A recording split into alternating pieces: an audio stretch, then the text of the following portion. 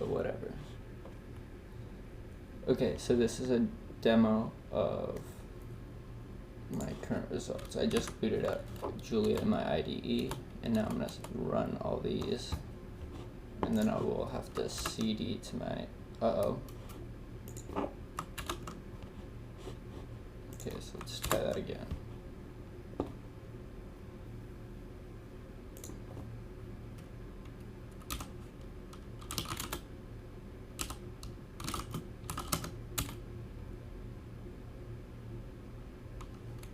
Wow, this takes so long. I mean, I have like a ton of stuff.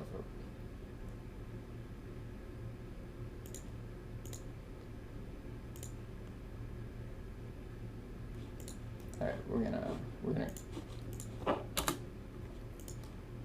crop it.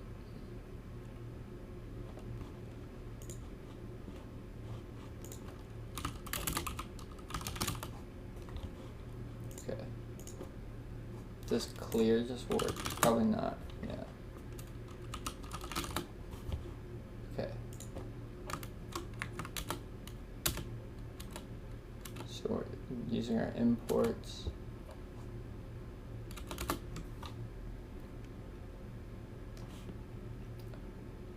Okay.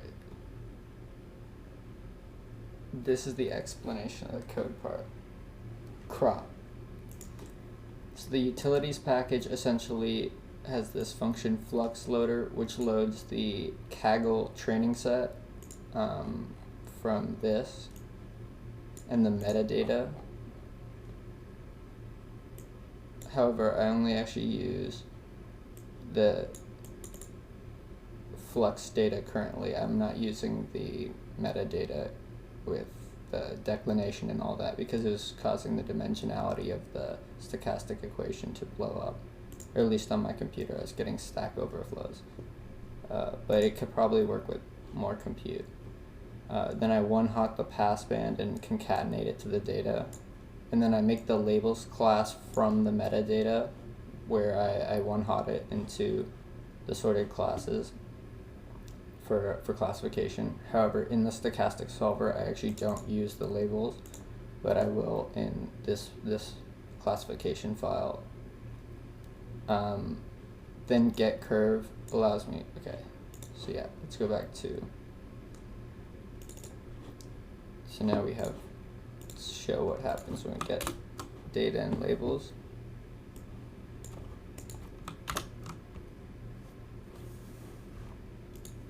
It's a big file, but I could probably optimize a lot of the code. Okay, so we have our object ID, we have the MJD, the flux, the error, which I would like to encode, because see this, the error is like a huge part of, I mean, that is crazy. Okay, so now let's group by our object ID so that we have each individual curve. Then we get a random ID just to pick out. This is just to test one of the functions in here, so I can probably comment this out. Alright, let's get a curve. I need to update these warnings. This is bad, these nans. And in curve, I should mention that, let's open up utils, that I normalize per curve, which is not a good idea for sure. But I was just getting some weird stuff when I normalized the entire data frame, but I should try that again. I think the problem is that the range is so high and the error needs to be encoded first. I wonder if you could do like 2 plus and get a structure that like gives you an interval. Alright, well that's not for right now, but that would be cool. Alright, so now we separate the time. So this is our scaled times from 0 to 1. Our target data, which is the flux and the flux error. Alright, now we take U0, which is our initial conditions, and then we get the dimensionality of that for the neural network to solve, because that's the number of parameters over time.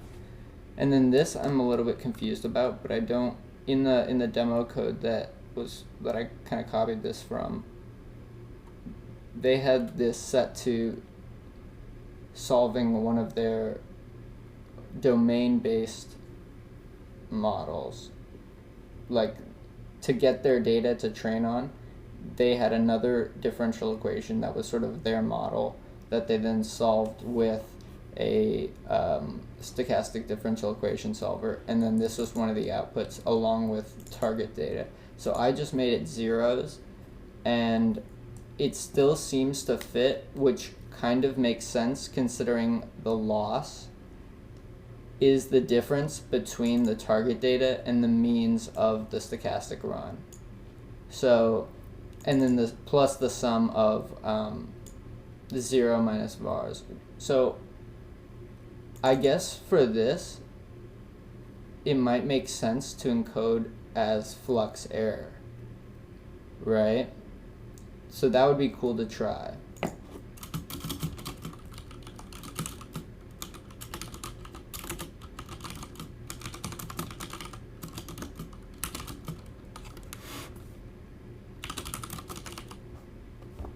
And then maybe encode the passband so that the dimensionality of the differential equation would be...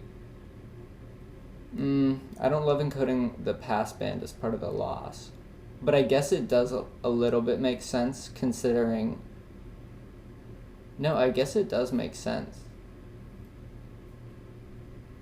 But for right now, we're just going to try it with the flux and the flux error. So what was our last line? The dimensionality. So just make these zeros. And I added a small epsilon just to test it. Alright, so this is our differential equation. This is the diffusion, which I'm not entirely... I think that this is like...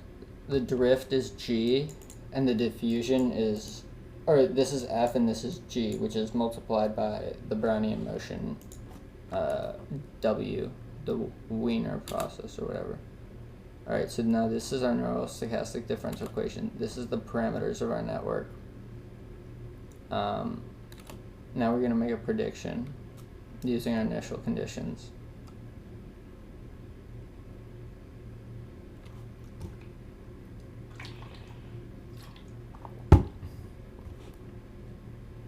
Okay, so when I said save at t, I'm saving at the time point that I have data for, and that allows me to calculate the loss across each point of data.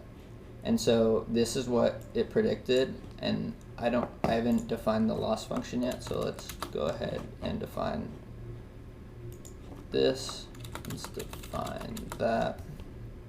And then now we're going to define our data as just being basically nothing iterated 1,000 times. And the reason why we're able to do this, and this is different from like PyTorch and TensorFlow, is because our loss function right now has encoded in it just this one light curve example. Okay, so now let's do this. And opt is atom optimizer. It's like pretty common. Okay, now CB is a function for callback. It allows the training function to display some information like plots. And you can see here that I call this function predict, and this allows me to plot the difference between what it currently evaluates U0 solved at T to B and the target data.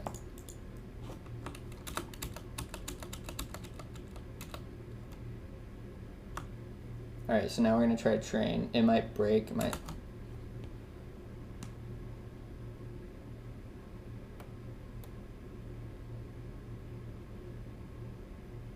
I might have to redo all this audio because I can't make a compelling in-person video for the life of me. And the other thing that's a little weird is that I don't have my GPU compiled correctly, I don't think. So this could be a lot slower than, but like, I tried updating. Okay.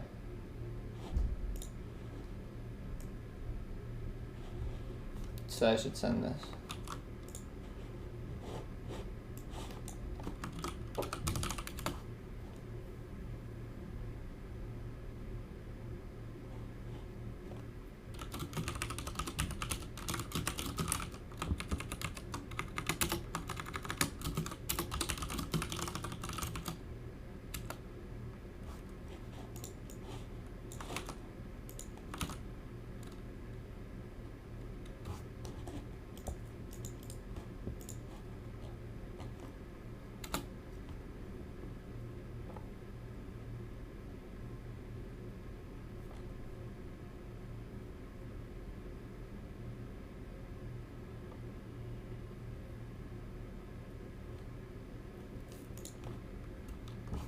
Okay, so let's see what's happening.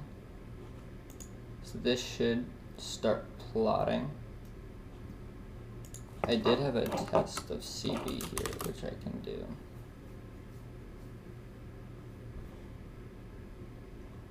Alright, while this runs, because this takes a long time.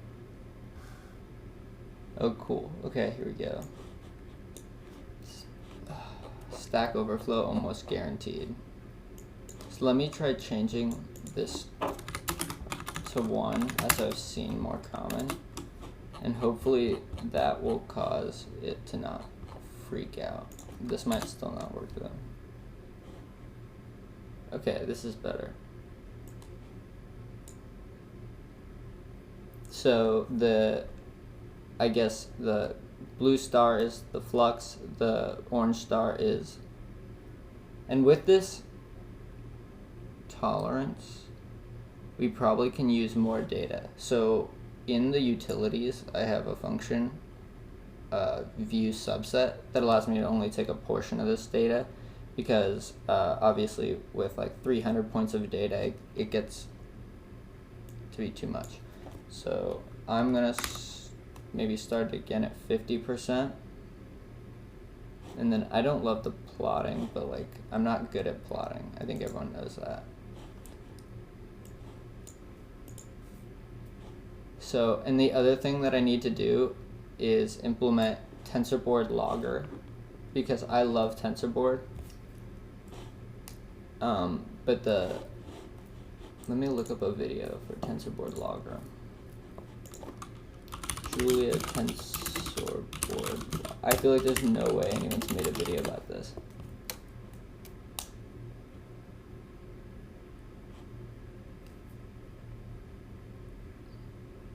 I'm not trying to use TensorFlow.jl though.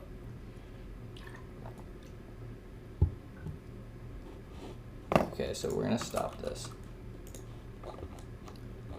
So we still have all of these things, and this is what's really nice about Julia, just to like stay on it for a little bit. Didn't we change this?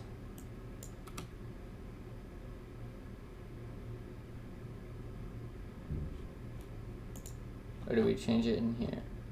Oh, yeah, okay. I mean, they were both running the same thing. So let's redefine the equation. Let's run this. Oh, wait, no. What I actually wanted, though, was to get a new curve. So let's stop that.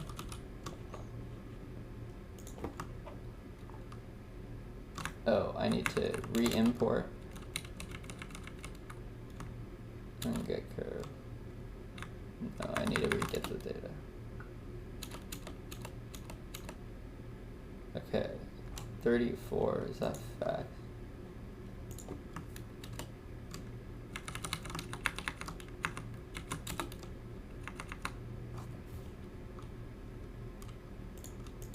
Oh, you can't, okay.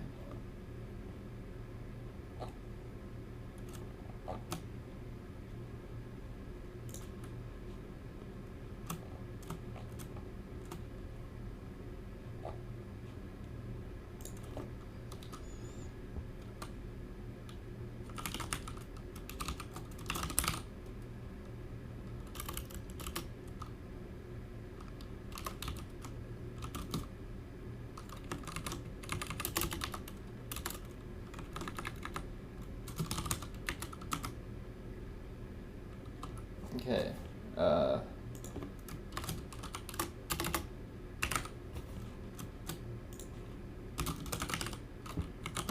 do I need to add this semicolon?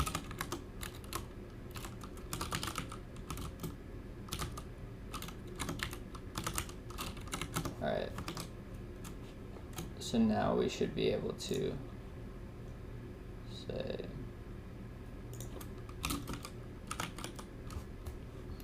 okay, I should,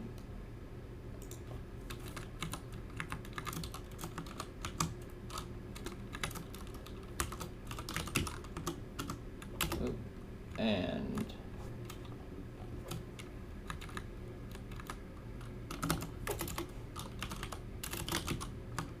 wait, let's okay, cool. Yeah, I don't know why I would.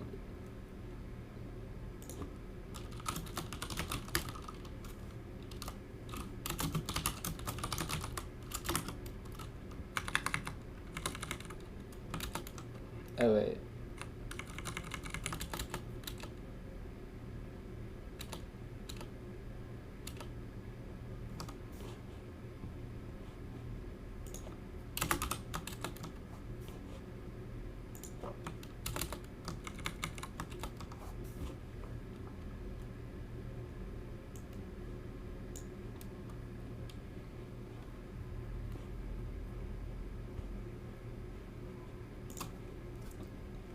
What?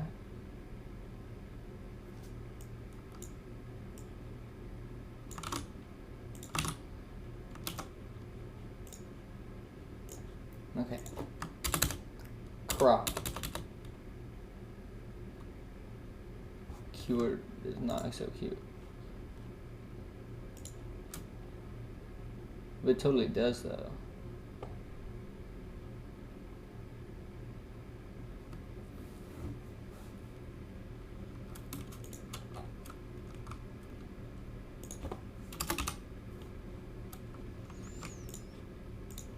Alright. Crop. Damn. Attempt to access string.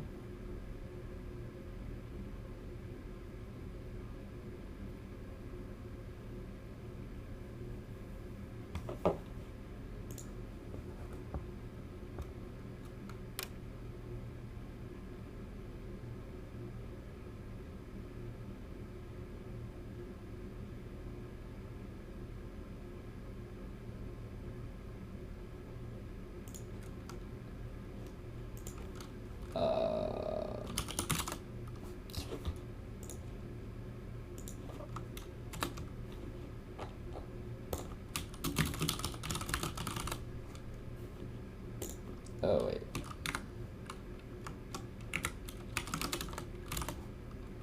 Okay. Yeah, that's what I wanted to do.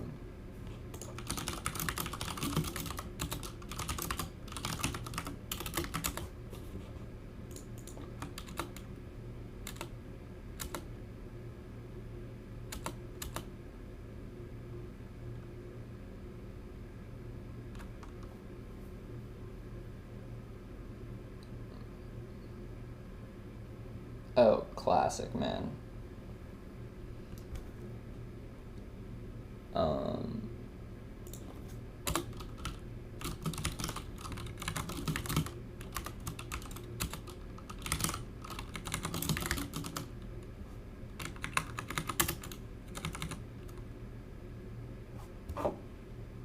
Care about this.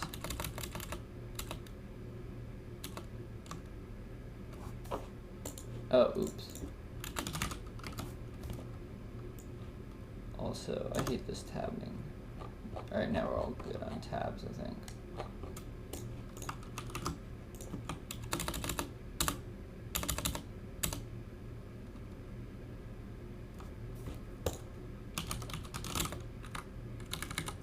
Alright.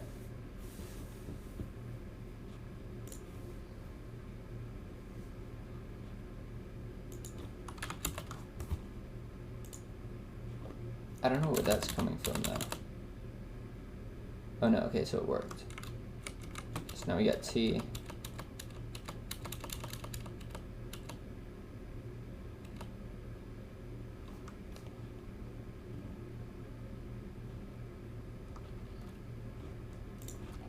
So for this, I think it would just be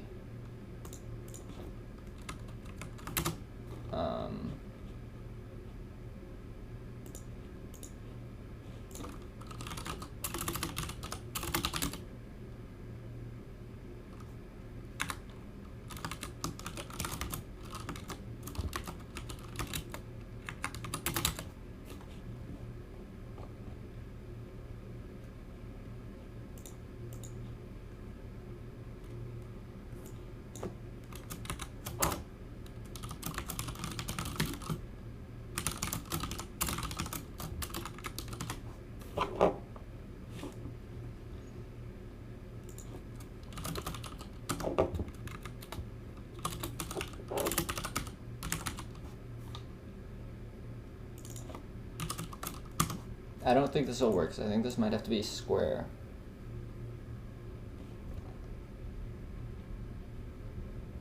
But then,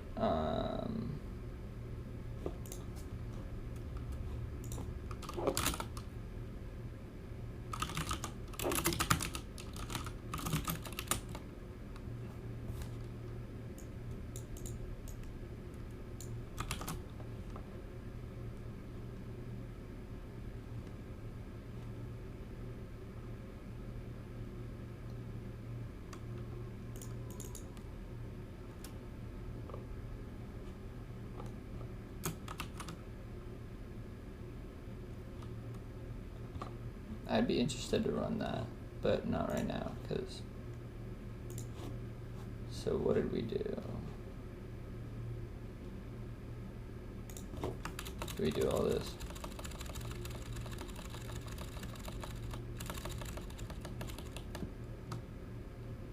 Okay, cool, that's more data.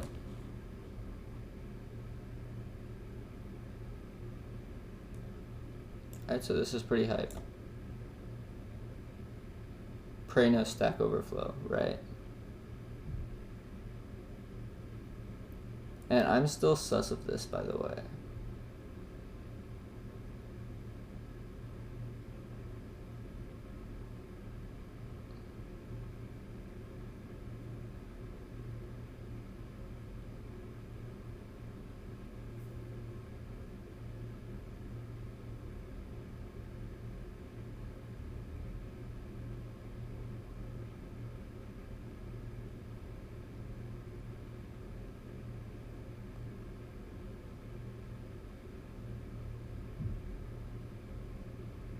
Well, we'll see. Now it's just rolling.